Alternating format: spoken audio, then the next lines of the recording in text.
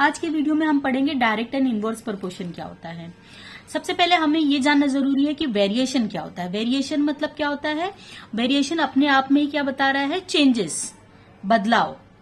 तो when one quantity varies, जैसे कि एक क्वांटिटी चेंज हो रही है, another related quantity also varies, जो उससे रिलेटेड जो चीज है, क्वांटिटी है, वो भी बदल जाती है।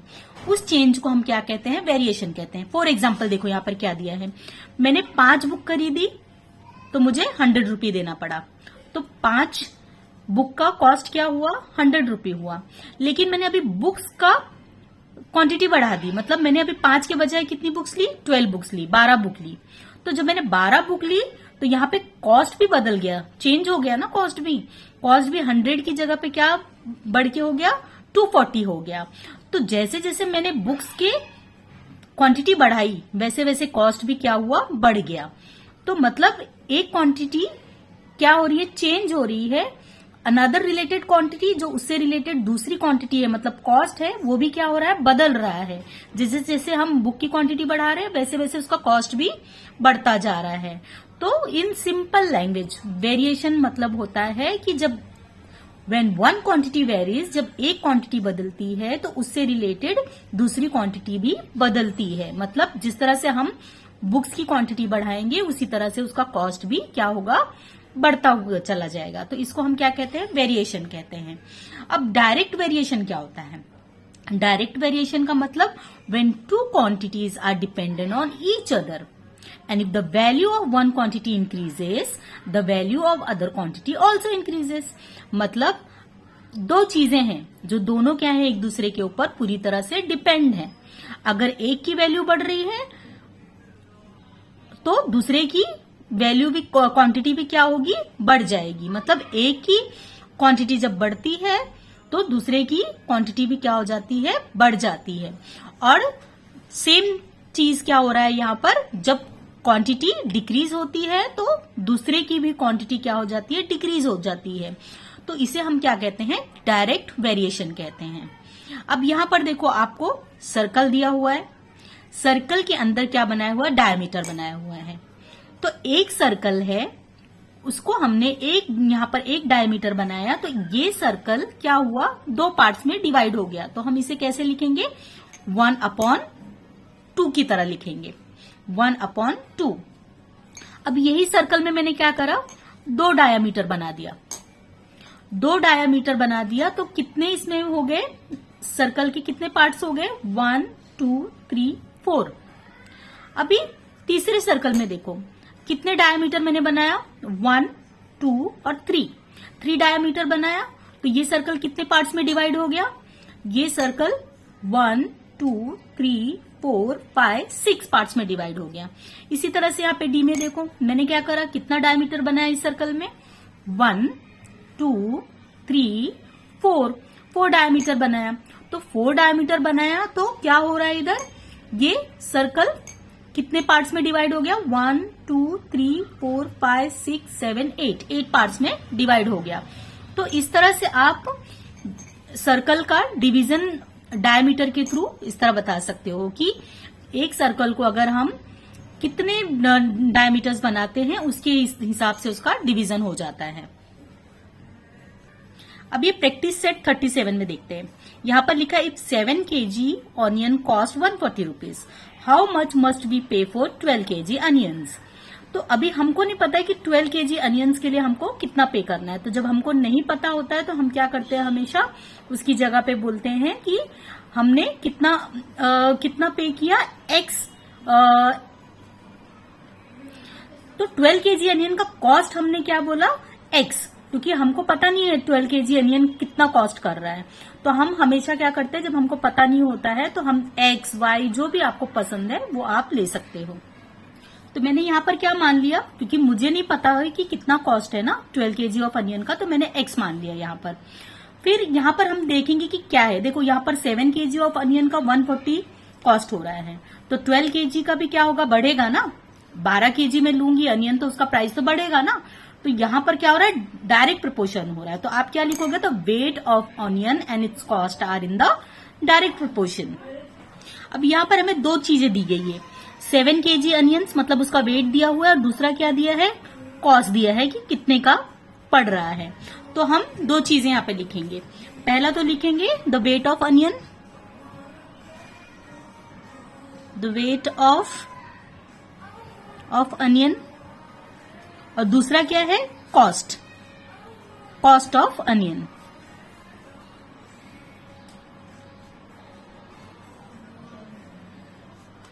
अभी अनियन का वेट क्या क्या दिया हुआ है, अनियन का वेट दिया है 7 kg, तो यहां पर लिखोगे 7 kg। दूसरा वेट क्या दिया हुआ है, 12 kg, तो यहां पर लिखोगे 12 kg। अभी कॉस्ट ऑफ अनियन 7 kg का कितना है, 140, और 12 kg का कितना है हमको कुछ पता नहीं है। अब यहां पर क्या करेंगे, हम क्रॉस मल्टीप्लाई करेंगे। याद रखना है आपको कि जब डायरेक्ट होता है, डायरेक्ट प्रोपोर्शन होता है, तो हम क्या करते हैं, क्रॉस मल्टीप्लाई करते हैं। तो यहां पर क्रॉस मल्टीप्लाई करेंगे तो हम 7 multiplied by x is equal to 140 multiplied by 12 करेंगे। और हमेशा मैंने आपको मेरे हर वीडियो में बताया है कि जो x के साथ वाला होता है कहां चला जाता है, हमेशा नीचे चला जाता है, और ये हमेशा एज इट इज ऊपर रहता है। अभी आपका ये कट जाएगा, 7 2 जा 14, और ये 0 एज इट इज। अगर आपको काटना नहीं आता है तो आप सिंपली, मैंने जो हमेशा अपने वीडियो में बताया है कि इसका फैक्टर निकाल सकते हो, 140, 2 7 जा 14, फिर 2 3 जा 6, 2 5 जा 10, फिर 5 7 जा 35, 7 1 जा 7, ऐसे आप निकाल सकते हो। तो देखो ये यहां पर 7 है, यहां पर भी 7 है, तो ये 7 कट गया। अब जो भी बचा रिमेनिंग वो यहां पर आप ऊपर लिख सकते हो। इस तरह भी आप इजिली कर सकते हो। अभी x इज इक्वल टू फिर 20 multiplied by 12 is equal to 240। तो आपका आंसर क्या आया, यहां से देखो क्या लिखा हुआ है कि how much must we pay for 12 kg onion. तो आप लिखोगे 240 we pay for 12 kg onions. We pay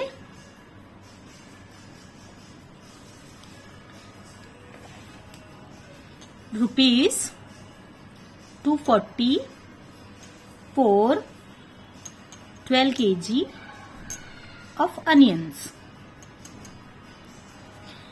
very simple trick, direct proportion में याद रखना है आपको कि क्रॉस मल्टीप्लीकेशन करते हो, और जब हम इनवर्स प्रोपोर्शन करते हैं तो ये ऊपर नीचे मल्टीप्लाई होता है। सिर्फ इतना ही डिफरेंस है, डायरेक्ट प्रोपोर्शन में हम क्रॉस मल्टीप्लाई करते हैं, और इनवर्स प्रोपोर्शन जब हम करते हैं तो ऊपर और नीचे को मल्टीप्लाई करते हैं। अभी हम एक सम इनवर्स का भी करते हैं, तो जिससे आपके जो भी डाउट्स रहेंगे वो क्लियर हो जाएंगे। डायरेक्ट प्रोपोर्शन हो गया। अभी इनवर्स प्रोपोर्शन क्या होता है, इनवर्स प्रोपोर्शन का मतलब होता है जैसे अभी नंबर ऑफ वर्कर्स, मैं मेरा घर बनवा रही हूँ, अभी क्या करने वाली हूँ, मैं कुछ वर्कर्स को हायर करने वाली हूँ। अभी जैसे मैंने 4 वर्कर्स को हायर किया, तो उसने 4 वर्कर्स ने कितने दिन में मेरा काम खत्म किया, 60 डेज में खत्म किया। अब मैं क्या कर रही हूँ कि 60 डेज मुझे बहुत ज्यादा लग रहा है, तो मैं क्या कर रही हूँ, ज्यादा वर्कर्स को हायर कर लेती हूँ। 4 के बजाय क्या करती हूँ, 6 मतलब 2 और बढ़ा देती हूँ वर्कर्स को, और क्या कर देती हूँ उसको 6 वर्कर्स कर देती हूँ। तो अब वही 6 वर्कर मिलकर कितना कर देंगे, मेरा 40 दिन में काम खत्म कर देंगे। तो यहां पर क्या हो रहा है, जब नंबर ऑफ वर्कर्स मैं इंक्रीज कर रही हूं तो मेरा जो काम खत्म होने का दिन है वो क्या हो रहा है, कम होते जा रहा है। तो ये इंक्रीज हो रहा है, नंबर ऑफ वर्कर्स में इंक्रीज कर रही हूं तो डेज ऑफ जो वर्क मेरा कंप्लीट होने में लग रहा है वो क्या हो रहा है, घट रहा है, कम हो रहा है। तो इसे हम क्या कहते हैं, इनवर्स प्रोपोर्शन। सपोज कर मुझे अभी और लग रहा है कि नहीं भैया बहुत ज्यादा दिन जा रहे काम खत्म होने, तो मैंने 6 के बजाय क्या कर लिया, 10 वर्कर्स कर दिए। तो 10 वर्कर्स मिलके मेरा 24 डेज में ही काम खत्म कर रहे हैं। पर मैं सोच रही हूँ कि अरे 10 तो 24 में कर दे रहे हैं खत्म, तो मैं क्या करती हूँ, ज्यादा वर्कर्स रख लेती हूँ तो शायद और जल्दी मेरा काम खत्म हो जाए। तो मैं 15 वर्कर्स को हायर कर लेती हूँ 10 के बजाय, तो वही काम मेरा ये 16 डेज में खत्म कर दे रहे हैं। तो इसे हम क्या कहते हैं, इनवर्स प्रोपोर्शन कहते हैं, कि जब मैं नंबर ऑफ वर्कर्स बढ़ा रही हूं तो days to complete my work decreases, मेरा जो काम करने का दिन है वो क्या हो रहा है, घट रहा है। तो इसे हम कहते हैं इनवर्स प्रोपोर्शन। तो आपको जब क्वेश्चन पूछे जाएंगे तो आपको खुद ही फाइंड आउट करना पड़ेगा कि ये डायरेक्ट प्रोपोर्शन है कि इनवर्स प्रोपोर्शन है? तो आप देखना कि डायरेक्ट प्रोपोर्शन कब होता है, जब दोनों क्वांटिटी, जब एक क्वांटिटी इंक्रीज होती है तो दूसरी भी इंक्रीज होती है, एक क्वांटिटी डिक्रीज होती है तो दूसरी क्वांटिटी भी डिक्रीज होती है, तो मतलब वो डायरेक्ट हो गया, डायरेक्ट प्रोपोर्शन हो गया।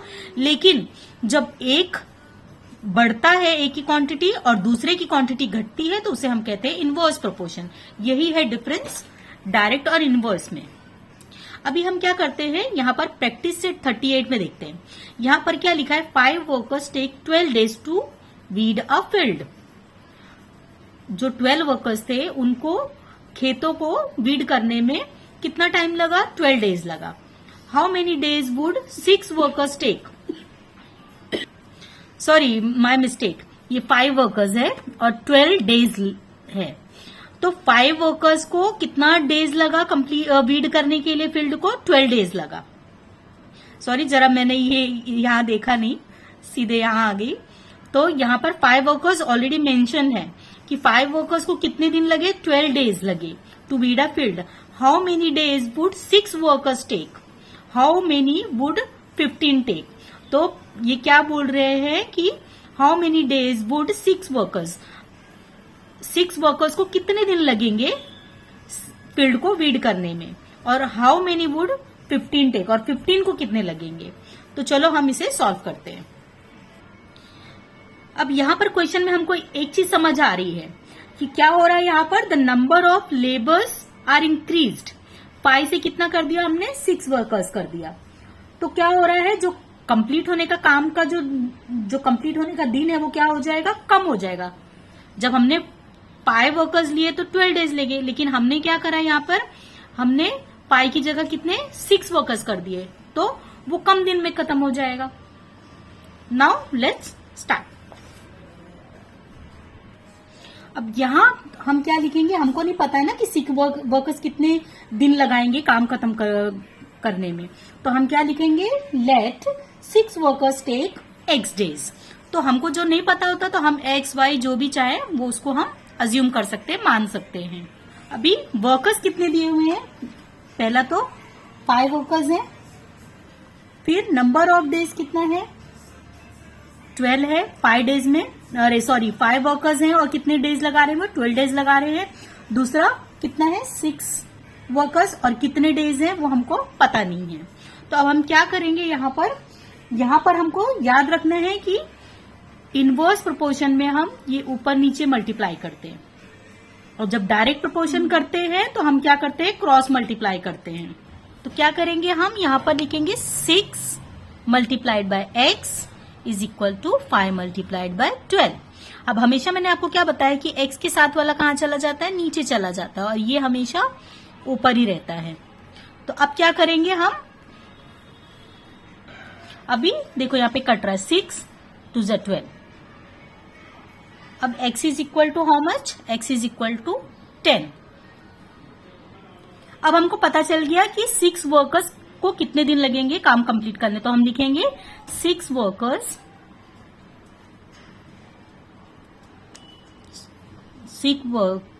Take how much 10 days।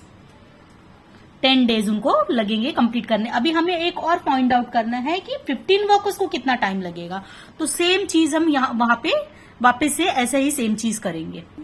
अभी हमें 15 जो वर्कर्स हैं उनका फाइंड आउट करना है, तो हम क्या मानेंगे, let 15 workers take y days। हमने 6 के लिए x डेज बोला था और इसके लिए हम y को लेते हैं y डेज। अब क्या करेंगे, सेम चीज फॉलो करेंगे, वर्कर्स और नंबर ऑफ डेज। वर्कर्स पहले का जैसे ही लेंगे, 5 लेंगे, और कितने डेज में, 5 डेज में 12 किया था। अब सिर्फ यहां पे क्या करना है, हम जो 6 लिखा था हमने, यहां पर कितना लिख देना है अपने को, 15 लिख देना है। और यहां पर हमको नहीं पता तो y लिया है हमने, मैंने x लिख दिया, यहां पर मैंने y लिया हुआ है, तो y लिया। अब क्या करेंगे हम, इनवर्स मतलब क्या होता है, ऊपर नीचे का मल्टीप्लीकेशन। डायरेक्ट प्रोपोर्शन मतलब क्रॉस मल्टीप्लाई करते हैं और इनवर्स मतलब क्या होता है, ऊपर नीचे का मल्टीप्लाई। तो क्या करेंगे हम, 15y is equal to 5 multiplied by 12। अब हमेशा मैंने आपको क्या बताया है कि जो y वाला होता है वो कहां चला जाता है, नीचे चला जाता है। 15 यहां आ गया, ये 5 इधर आ गया और ये 12 इधर आ गया। अब सिंपली हम कट कर देंगे, 5 3 जा 15, 3 4 जा 12, 3 4 जा 12। तो y is equal to how much, 4 आया। तो आपको आंसर क्या मिल गया कि 15 वर्कर्स विल टेक 4 days। तो इस तरह से आप सिंपली ये सम सॉल्व कर सकते हो।